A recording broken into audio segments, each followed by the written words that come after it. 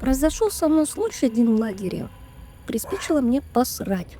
Но как часто бывает, делать это в общественных местах я жутко стеснялся. Обычно выжидал ночи, чтобы уменьшить шанс столкнуться с кем-то по минимуму. Но тут меня приспичило, среди белого дня. Зашел я в вестибюль своего корпуса, прислонился к стеночке и стал превозмогать Джованну с силой перекусывающей стальные прутья. Ну что сказать, не призмог. Порция человеческого шоколада взяла штурмом мои кожные врата и прорвалась в нашу реальность, оказавшись зажатой между булок. Ну, тут стоит отметить, что мне крупно повезло. Во-первых, вестибюль оказался совсем пуст. Во-вторых, продукт оказался твердым, как алмаз. После такого позорного акта давление по ту сторону копченого солнышка снизилось, и мне была дарована короткая передышка. Недолго думая, я решил извлечь ископаемое. Подцепил, затаившегося дурака и вытащил его на свет Божий. Само собой, ничего лучше, кроме как обмазать им стену в вестибюле, я не придумала. Когда дело было сделано, внезапно в мой корпус зашел какой-то совсем мелкий пи***к. Я видел, как он с друзьями ловил на улице мотыльков, спящих на древесных стволах.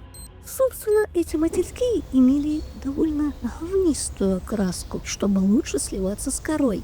Пип-пюк, оглянувшись, заметил повешенный мной на стену шоколадный эклер и принял его за мотылька. Результат, думаю, понятен.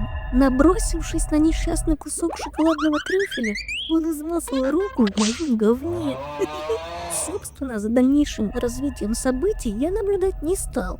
Выбежал на улицу и направился на акт очищения. Подобная ситуация повторилась еще раз на дискотеке, но тогда я скрылся во тьме и измазал глиной акацию без последствий для случайных мимо крокодилов.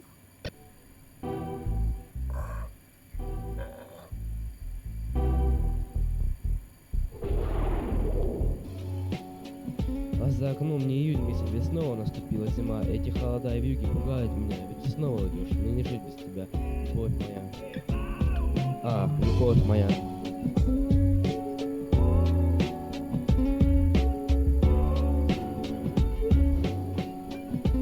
Я знаю, не один я на этом свете такой, кому ты отдашь свою любовь, но все тебе, лишь тепло твоего тела согреет меня. Я знаю, в этот зимний вечер ты остаешься одна. Ты остаешься одна.